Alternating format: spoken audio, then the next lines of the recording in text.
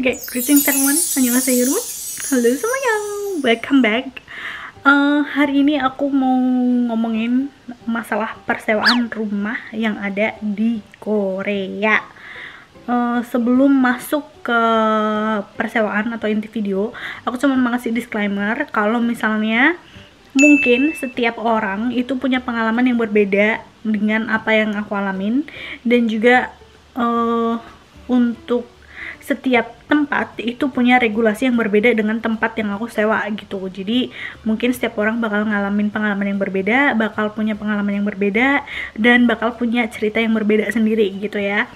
Cuman ini yang bakal aku ceritain itu berdasarkan dari pengalaman aku sendiri gitu, pengalaman yang memang aku alamin dimana aku nyewa rumah, nyewa apartemen, nyewa one room seperti itu. Oke? Sekarang langsung masuk ke inti videonya. Jadi kalau kalian mau sewa rumah di Korea itu, kalian bisa pakai aplikasi, bisa lewat aplikasi juga untuk cari-cari rumah yang mungkin available di luaran sana, yang lagi ada di pasaran, yang lagi disewakan, itu bisa kalian cari lewat aplikasi. Yang pertama bisa pakai aplikasi Cikbang, kedua Dabang, dan yang ketiga Never Budongsan. Setahu aku sih memang 3 aplikasi itu yang paling sering dipakai gitu ya untuk orang cari rumah. Cuman gengs, kalau aku sendiri biasanya pakai aplikasi itu cuman dibuat untuk cuman dibuat untuk ngecek pasar aja. Jadi kalau misalnya aku mau tinggal di daerah A gitu ya, nah aku ke aplikasi itu dan ngelihat apartemen apa aja yang available atau tempat apa aja yang available di komplek A gitu, di daerah A yang memang aku pengen tinggalin. Contohnya apartemen ini dan juga one room, rumah lama aku ada di sini videonya kalau kalian butuh referensi. Jadi one room atau rumah lama aku itu kita juga nyarinya itu dari Cikbang. Ini juga rumah ini kita nyarinya di Cikbang, tapi kita nggak pakai Budongsan yang dari Cikbang. Kita lihat di Cikbang apartemen apa aja yang available. Misalnya apartemen A, B, C ini available, dan kita langsung datang ke tempat daerah itu dari paduan yang sudah kita cari di Cikbang itu, yang kita udah cari di di aplikasinya itu. Biasanya di daerah apartemen gitu yang memang lagi available atau lagi open space gitu, yang lagi dipasarkan, itu biasanya di dekatnya ada banyak budongsan atau real estate agent yang kantornya itu memang banyak di situ, yang menaungi gitu lah istilahnya. Nah, kita biasanya dari Cikbang itu sudah tahu targetnya kita yang mana, apartemen yang mana yang lagi di pasaran. Nah, kita datang ke budongsan yang di dekat tempat yang mau kita tuju gitu, di tempat yang memang udah jadi target untuk tempat tinggal kita.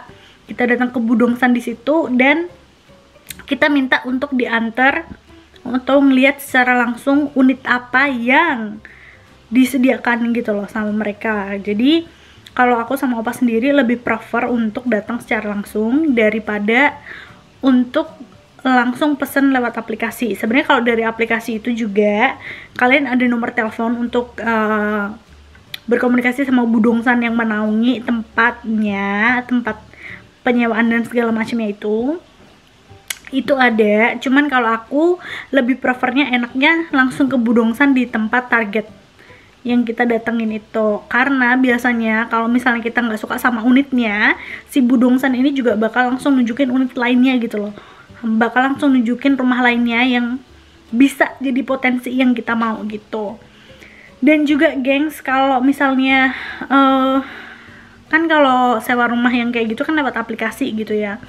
Kalau lewat aplikasi gitu aku sama si opa belum terlalu percaya, karena takutnya tuh keadaan yang di foto itu beda sama yang aslinya. Itu kenapa aku sama si opa lebih memilih untuk datang langsung, secara langsung lihat. Jadi kalau misal kalian mau sewa apartemen dari Cikbang atau dari Dabang atau dari Never Budongsan atau dari aplikasi lah istilahnya, dari aplikasi itu aku sarankan kalian telepon langsung ke Budongsan yang memang ada di bagian bawah gitu kan, ada di bagian nomornya di situ. Itu kalian telepon, kalian minta lihat unitnya, kalian minta lihat rumahnya, karena memang gengs, memang kalau kalian nggak ngeliat secara langsung itu takutnya gitu kalian nggak suka, atau memang si fotonya tidak sesuai dengan kenyataan kayak gitu kan. Maksudnya yang namanya internet ya gengs, pasti kan ada hal-hal seperti itu gitu loh.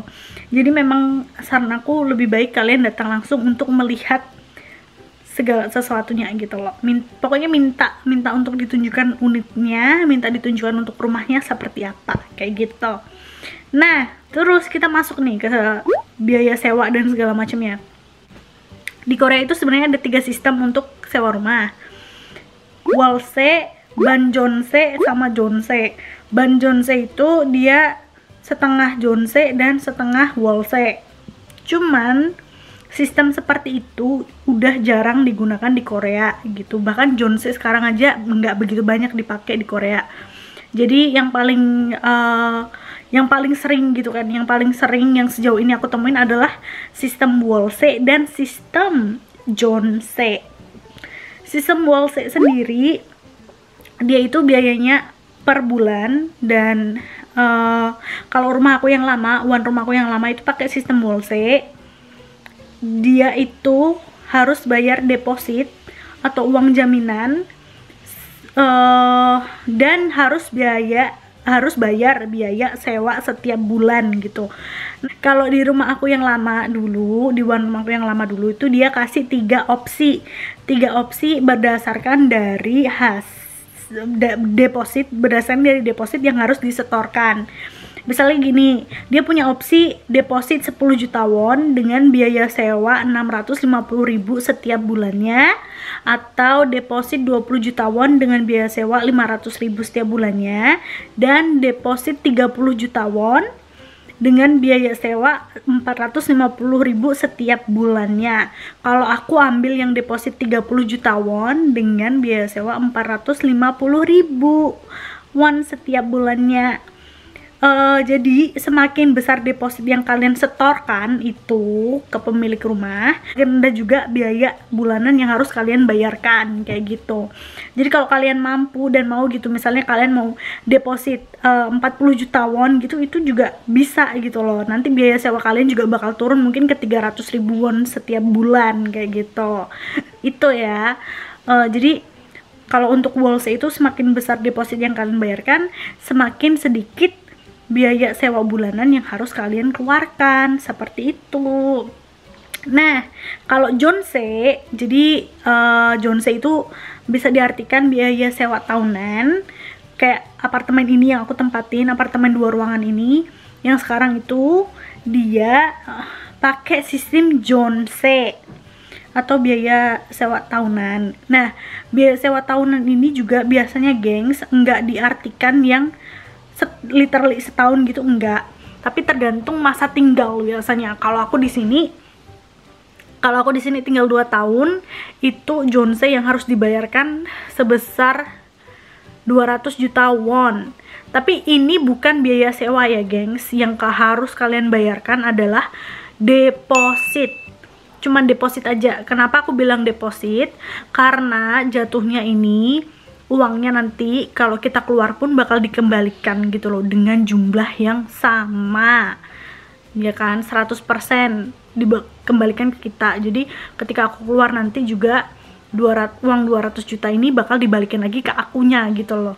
Jadi kalau si deposit itu bisa dikembalikan secara 100% setelah kita keluar atau pindah selesai kontrak kayak gitu, itu bisa dikembalikan 100%. 100% ini bisa dikembalikan kalau memang kalian tidak melanggar kontrak dan tidak ada segala sesuatunya yang membuat si pemilik rumah ini harus memotong deposit kalian gitu. Kayak misalnya kemarin waktu aku pindahan dari one room itu aku dikembalikan 100% karena nggak ada pelanggaran kontrak yang terjadi kayak gitu. Kayak misalnya kalau yang di one room itu aku itu dilarang untuk Jadi si pemilik rumah atau pemilik bangunannya itu dia tidak memperbolehkan kita pasang lukisan atau pasang gambar dan atau memaku tembok. Jadi tembok itu nggak boleh ada paku dan segala macamnya. Nah, kalau misalnya nih kalian nih tetap kekeh gitu ya, tetap kekeh mau maku, mau pasang foto gitu, misalnya kalian mau pasang foto nikahan kalian atau segala macamnya. Nah, itu harus minta izin ke pemilik rumah dan biasanya dia bakal kasih tahu berapa biaya yang harus kita bayar setelah dengan uang deposit gitu setelah kita keluar pindah nanti. Nah, atau mungkin kalian kasih kerusakan gitu, kasih kerusakan yang misalnya kalian matahin keran air gitu, atau mungkin juga gengs kalian ninggalin sampah setelah pindahan, yang misalnya kayak sampah kayak lemari, karena kan kalau lemari di Korea atau kasur di Korea itu setiap kalian buang kalian harus beli stiker kayak semacam apa sih, kayak semacam daur ulang gitu, stiker daur ulang yang nanti bisa diambil sama pemerintah, sama truknya pemerintah gitu, kalau memang lemari ini dibuang atau kasur ini dibuang. Aku ada di vlog pindahan kalau nggak salah stikernya seperti apa, setiap daerah beda-beda. Jadi kalau mau buang lemari atau segala macamnya itu kan harus ngasih stiker kayak gitu, dan stiker itu harus dibeli. Nah, karena kalian ninggalin lemari sebelum kalian pindah, otomatis nanti pemilik rumah atau yang tukang bersih-bersih rumah lama kalian yang kalian tinggalkan itu kan harus beli stiker untuk buang barang yang kalian tinggal gitu kan. Nah, itu juga biasanya diambil dari uang deposit kalian, seperti itu. Makanya itu alasan kenapa uang deposit kalian tidak bisa kembali 100%. Tapi kalau kalian tidak melanggar kontrak, tidak merusakkan apapun, kalian menjaga segala sesuatunya, biasanya uang deposit kalian dikembalikan 100%. Kayak aku kemarin itu dikembaliin 100% semuanya waktu pindah ke rumah ini dari one room. Seperti itu. Cuman nggak tahu kalau yang ini, rumah ini Jonse kan ya. Jonse, nggak tahu apakah nanti depositnya dikembalikan 100%. Aku juga nggak tahu karena sejauh ini sih kita tidak merusak apapun, kita tidak melanggar ketentuan apapun. Karena waktu pasang korden atau segala macamnya juga kita telepon dulu sama Jeep Juwin minta izin, apakah boleh kita pasang korden, apakah boleh kita melakukan maku ini, maku itu, kayak gitu. Makanya kemarin juga ada yang ngasih saran untuk pasang lukisan di sini, karena ini kan temboknya putih banget gitu kan, kosong. Ada yang ngasih saran seperti itu, kayak pasang lukisan aja di bagian belakang situ. Nah, itu juga harus minta izin dulu ke Jeep Juwin atau ke pemilik rumah. Itu aku bakal telepon dulu minta izin apakah boleh kira-kira kita maku tembok sini, karena memang ini ya gengs, kalau kita maku gitu biasanya kalau dia bilang boleh tapi kamu harus bayar segini, nah itu nanti kita pikir lagi ya. Tapi kalau dia bilang boleh, ya berarti nanti deposit kita bakal dikembalikan 100% karena kita tidak melanggar kontrak apapun, seperti itu. Jadi kalau misalnya kalian sewa rumah atau segala macamnya itu benar-benar harus dilihat isi kontraknya. Apakah ada ketentuan di mana kalian bakal dipotong depositnya, atau misalnya ada ketentuan yang memang kalian tidak boleh lakukan, kayak misalnya maku atau segala macam, itu benar-benar harus dilihat semuanya ya. Oh ya, biasanya ada yang nanya, terus kalau sistem Jonse itu si pemiliknya dapat untungnya gimana? Kan kamu nggak bayar uang sewa bulanan, dan nanti deposit yang kamu kasih ke pemilik pun juga kan dikembaliin lagi uangnya. Nah, itu si pemilik bisa pakai uang kita untuk ditabung ke bank. Dan karena uang Jonse itu biasanya nggak sedikit ya gengs, kayak aku itu kan 200 juta won, itu kan termasuk banyak uangnya. Nah, kalau dia masukin ke bank kayak gitu 200 juta won, nanti bunga bank yang didapat itu kan juga lumayan banyak. Nah, setiap bulannya itu kan pasti bakal ada yang namanya bunga bank. Nah, si pemilik rumah ini berhak atas bunga bank tersebut gitu. Atau mungkin si pemilik rumah ini punya investasi gitu, suatu investasi gitu mungkin ya, dan dia bisa pakai uang kita ini untuk investasi, dan hasil untung dari investasi itu bakal jadi punya pemilik rumah, dan nanti depositnya tetap dikembalikan ke kita, seperti itu. Terus apa lagi ya, Oh ya, besar kecilnya suatu deposit yang harus kita bayarkan itu biasanya tergantung setiap pihak ya. Jadi tergantung setiap pihak maunya berapa dan segala macam. Nah, biasanya dilihat dari yang paling sering banget jadi highlightnya itu, kalau aku ngelihatnya ya selama ini itu dilihat dari lokasi tempat si bangunan ini berada gitu. Kayak misalnya ini, kalau dulu one room aku itu jatuhnya